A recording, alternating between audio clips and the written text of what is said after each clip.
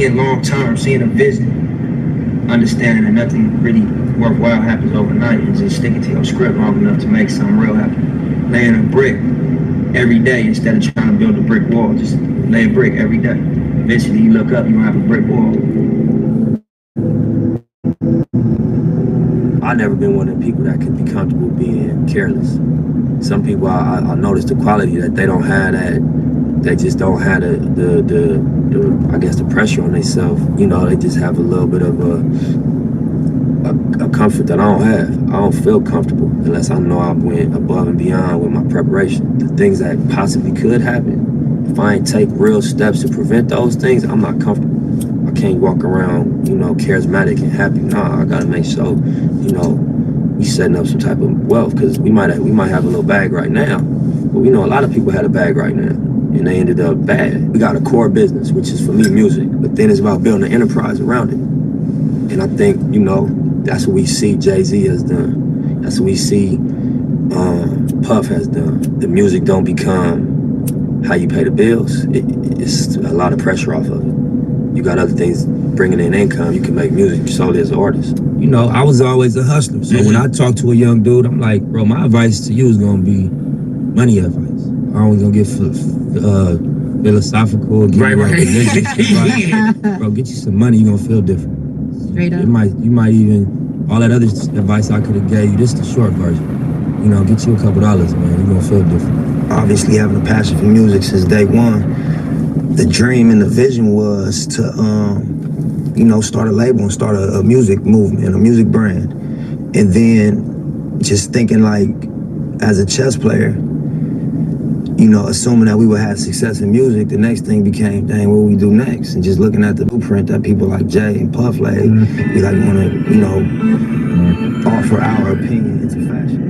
Yeah, so the actual brand, the name of the brand obviously is the Marathon, and it just stands for endurance. It stands for staying down. It stands for like not quitting, accepting the ups and downs of whatever game you commit yourself to and riding it out, you feel me? Because, you know, that's the reality of, you know, success or greatness, that it come with a roller coaster ride, you know? So I think that anybody could apply the Marathon concept to what they do, if it's sports, if it's fashion, if it's music, if it's hustling, whatever, you're on a marathon, you know? So to make that the basis of our, you know, fashion line, I look at it like, you know, we honor the people that ain't quit. We honor the people that stay down. You know, I be juggling. You know what I'm saying? I juggle a lot. I play a lot of positions. You know what I mean? So, my mentality when I do start to be like, damn, this is a lot. You know what I'm saying? It's just like, you know, that's what it's supposed to feel like. If you are going toward what the vision look like, and that's like greatness. That's, you know, on multiple levels. That's the vision that I'm working toward. So I'm like, I just think about that. Like, this shit ain't supposed to feel, you know, comfortable. It's supposed to be uncomfortable. It's supposed to stretch you. It's supposed to be a burden to a degree. And you gotta, you know, wrap your mind around that and accept it and embrace it. And you catch some wisdom off of that. You know what I mean? Yeah, get the walls. Nah, you know what I'm saying? We used to have a studio set up here, you know what I mean? And just motivation on the wall, you know what I mean? We brainstorm, round table. A lot of times if we ain't at the studio, we ain't at the shop, we come on Latin, you know what I'm saying? You gotta all money in, you know, stay focused. Quitting is not an option. 6 O's make $1 million. Big money only. You know, talk about it, be about it. You know what I mean? How hard are you really going? Different things that you wake up to, you know what I mean? When you're on this marathon. Words is powerful, you know? And I think that the ability to articulate, you know, you can really impact people. I think as human beings, everybody has a natural gift and a natural passion, but then you go outside and you get influenced and you feel pressure from what's going on outside. And so, you know, I read one time, like, would you rather be at war with yourself and at peace with the world, or at peace with yourself and at war with the world? And that was powerful for me. The main, most important thing, number one, is you gotta get rid of doubt. If you got doubt in what you're doing, it's not gonna work. You know what I'm saying? And the way to do that is you have a plan. Because if you got a plan, it's not like just a pipe dream. You have a step-by-step list of things to do to get to your goal. If you don't have that, it's very hard to really have faith in what you're doing. Because as soon as something pop up, it's gonna look like the end all.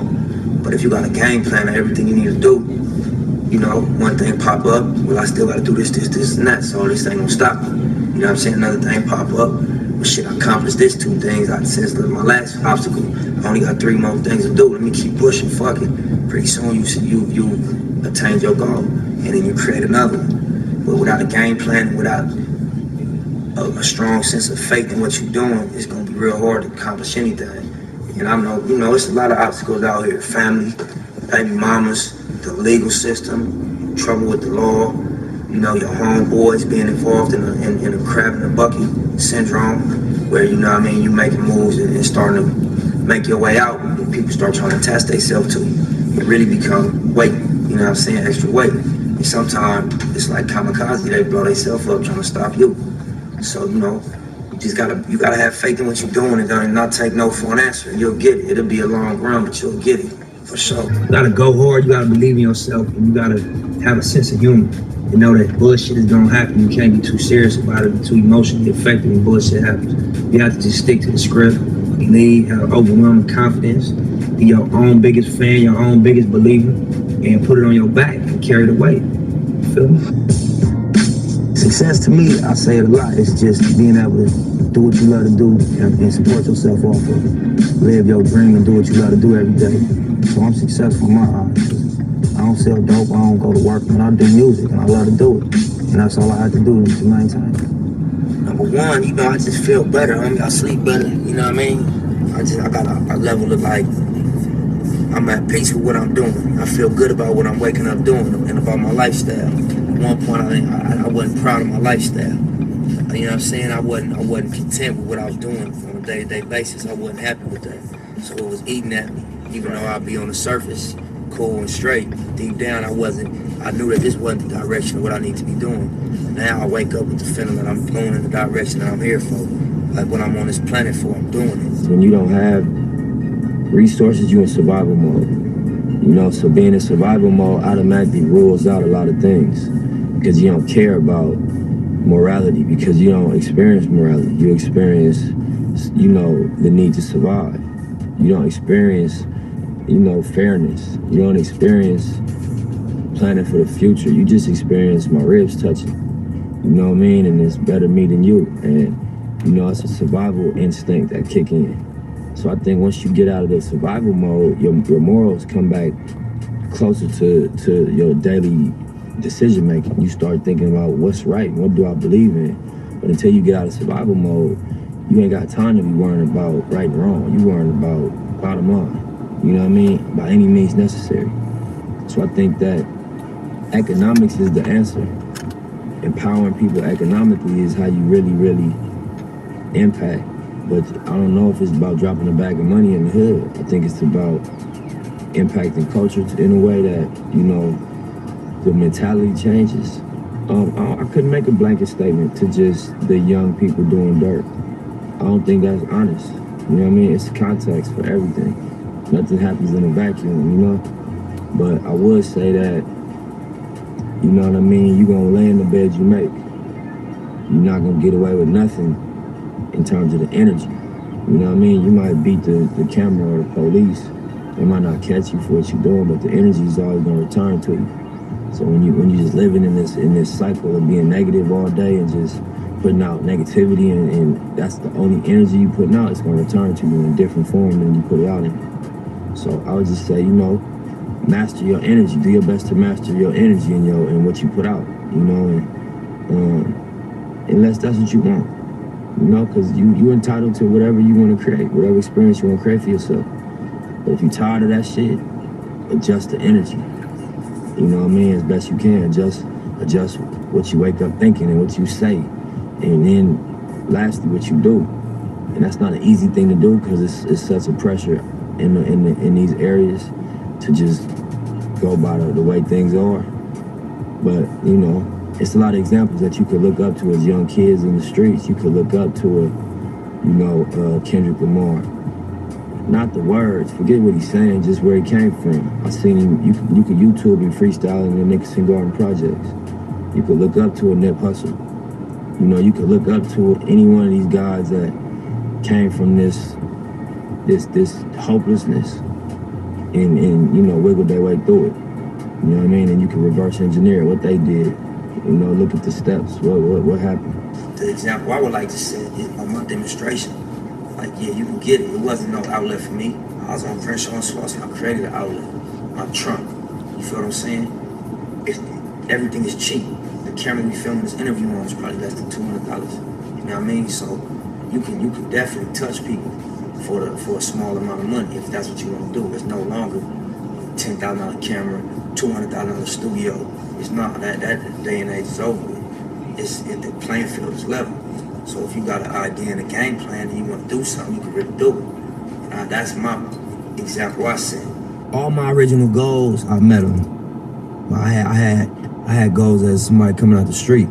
So I didn't have a hell of a entertainment set of goals. I never wanted to win a Grammy. That was not my goal coming out the street. Them is music goals now. That I'm in the music game. That was never my goal. I never thought about selling 1 million records.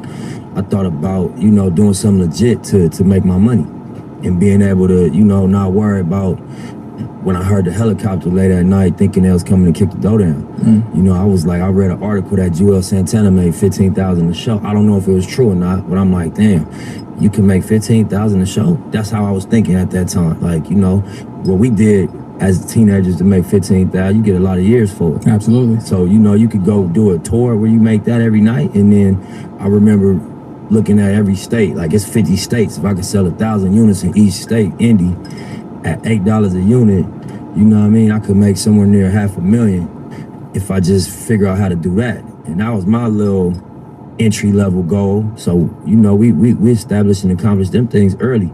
And I had to redevelop my goals. Now that I was in the game and I learned niggas get $1 million a show, niggas get $500,000 a show. I didn't know that. I didn't know that, you know, I knew, but I didn't think that it was realistic that you could really sell millions and millions of records and become a global brand. So as I became exposed to these situations, met these people that performed on that level, and like, you know, you ain't no smarter than me. You know what I'm saying? You just in a position. You just, you know, you sitting in a space where you could execute on that level. You know what I mean? I started reestablishing what my goals were. One thing I noticed about myself when I I think, you know, thoughts is powerful in all facets. Because even my career, even my life, you know, things end up turning out exactly how I visualized it. Not in this time frame I expected. You know what I'm saying? You always want shit to happen overnight. But, you know, I just had clear visions. You know, obviously outside of my grill. I just mean the music and hustling and just how I viewed myself as an adult when I was a young dude coming up. And your thoughts powerful. That shit, you know, come to life if you stick to your script. Creative destruction, the risky business of going against the grain. The reasonable man adapts himself to the world. The unreasonable one persists in trying to adapt the world to himself. Therefore, all progress depends on the unreasonable man. It's radicals, you know what I'm saying?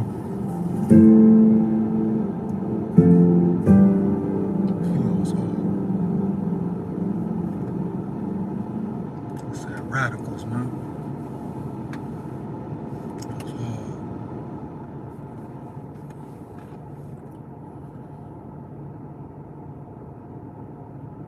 Same cycle, no?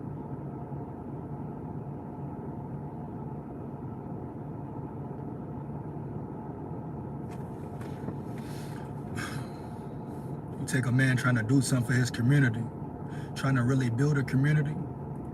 Yeah, he was rapping in the rap game. Definitely still caught up in the fuckery. In that room, you know, it's wicked. Very wicked. So he was trying to maneuver in different ways, right? Peep out every scenario. Probably knowing he was surrounded by snakes.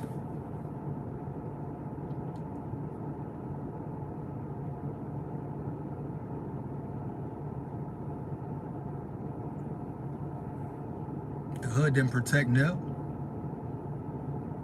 Didn't nobody protect Nipsey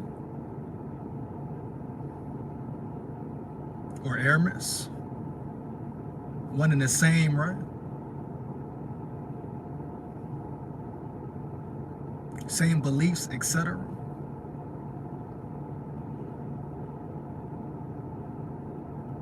Some beliefs are just shown more, you know, depending on the realm, heavy, but still one and the same. But they didn't protect Nipsey, man. The hood he from, shit he was trying to build up, giving niggas jobs, looking out for people, right? Trying to feed families, change generations. That was his big goal, right? His ultimate goal, digging. Yeah. And niggas didn't even have the nuts to protect him.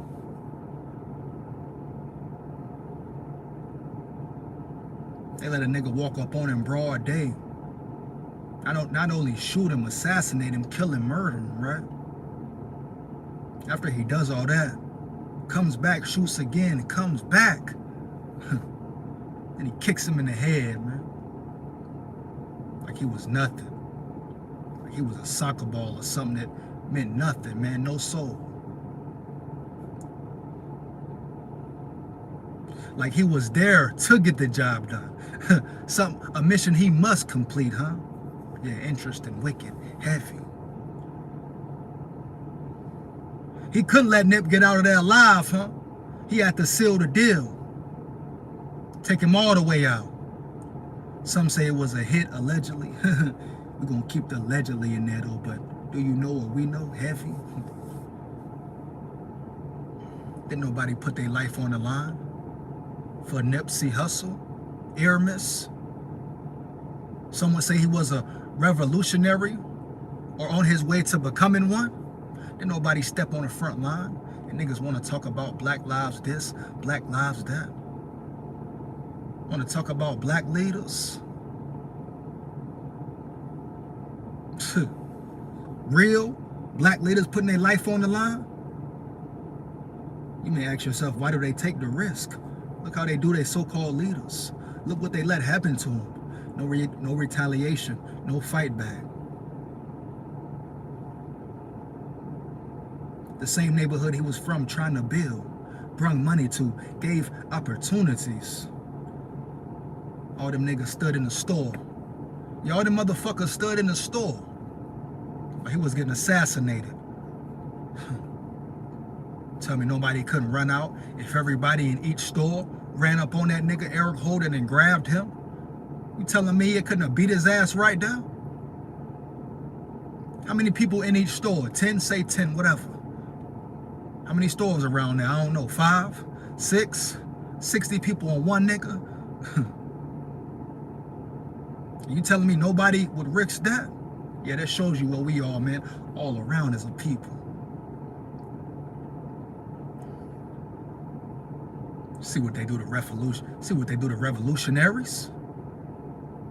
I don't give a fuck about them. After they gone, they forget them.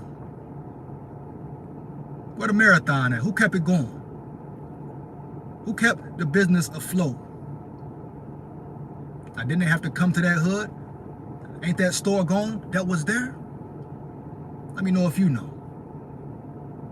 But the marathon store is no longer there, right? If I'm wrong, let me know, heavy. But I don't think it is.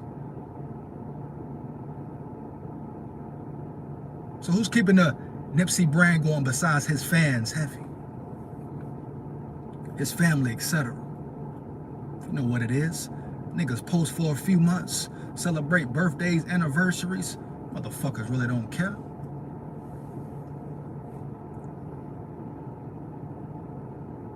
Then you got niggas trying to expose him, put dirt on his name, right? Trying to throw shade at him now when he ain't here to speak up for himself or protect himself, his image. Niggas is wicked, man. These so-called gangster niggas. It was the streets that killed Nipsey Hussle, right? Heavy. One of his own kind. Rolling 60. That's funny, he got 60 years, though. Wicked realm, man.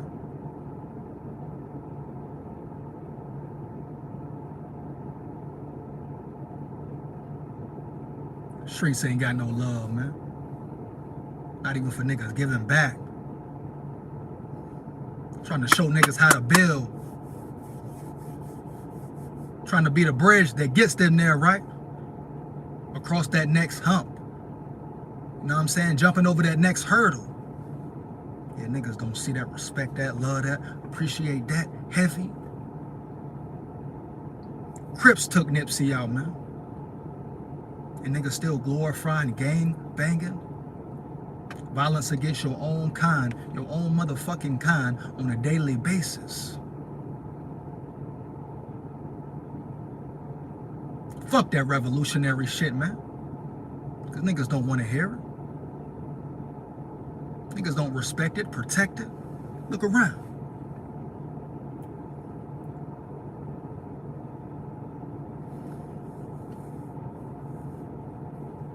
Got killed by his own community. How the fuck that happened? But niggas quick to come, yeah, they quick to come talk about, oh, Eric Holder gets 60 years, this and that.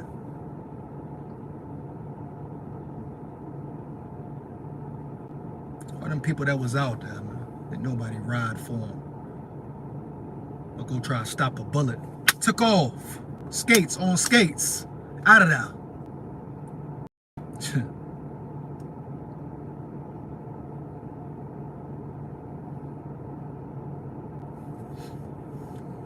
A man on his mission, right? And some would say, have the nerve to say it was his time. No. I don't think nobody's time is getting taken out by a violent murder behind the barrel of a gun. Unless you create that. You choose that lifestyle heavy. And if you out there killing and doing this and that, yeah, they could come back on you, right? You're murdering, taking a soul, taking a life with no remorse. Oh, heavy, you could be dealt with. It's a wicked realm everywhere. Remember that. But nah.